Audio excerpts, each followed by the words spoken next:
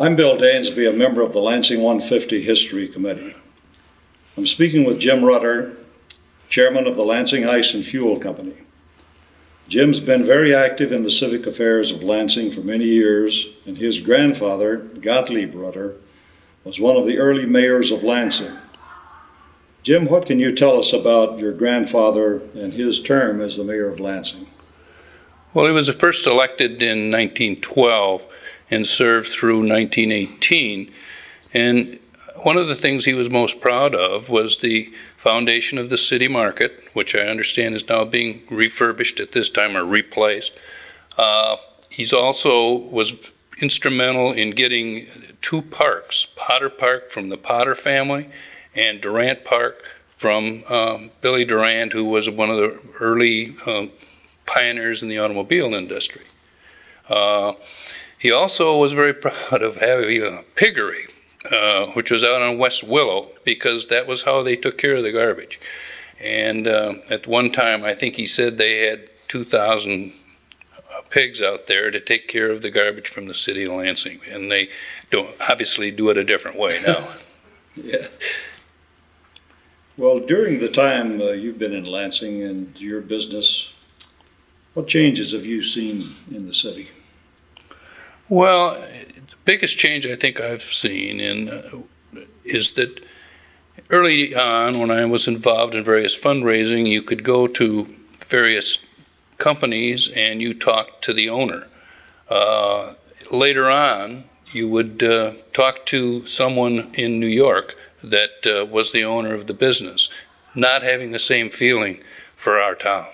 Mm-hmm. And it made it more difficult for fundraising and the various charitable organizations, because the people weren't natives of Lansing. And this was a great town. It was a great town for our family. Grandpa said that if you took something out of the town, you should give something back. And I tried to live up to that. Well, I think you've done very well in that regard. Now, your grandfather, as I read, was a relatively small man. Yes. You're a good-sized fellow. Where do you get your size? Because you were quite an athlete at Albion College? Yes. Well, I think it comes from my mother's side, who's my grandfather, Ginther, was a rather tall man, probably 6'2" or 3". Mm-hmm. And my mother was a pretty good-sized woman. What have you seen happen that you believe might affect the future of Lansing with all the problems we're having with automotive and so forth? Do you think automotive really has a future in the city of Lansing?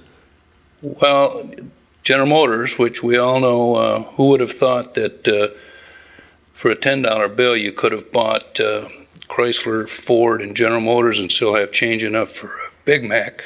But they're here, they're committed to this town if they are still around, because they have two brand new plants, relatively new plants, and certainly have been wonderful supporters of our community through the years. In fact, my grandpa bought the original land for the Fisher Body and part of the land for the administration building many, many years ago.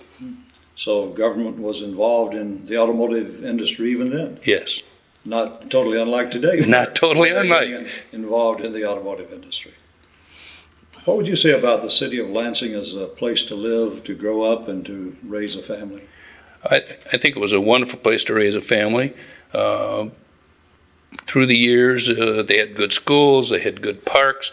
They had the three-legged stool they had the government, they had the education, and of course they had General Motors. So there was good employment.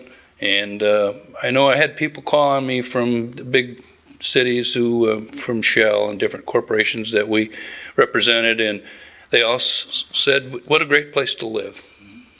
Well, you are involved in the Lansing Ice and Fuel Company. Is there still manufacturing of ice? I can remember when I was a child, they used to have ice houses, mm-hmm. where they have big blocks of ice.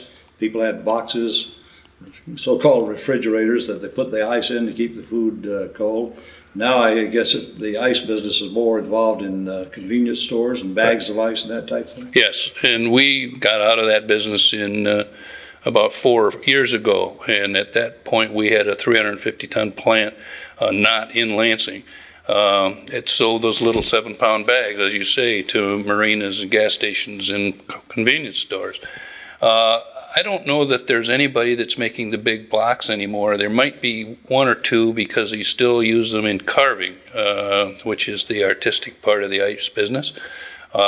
We started by cutting ice out of the river at Moores River Drive and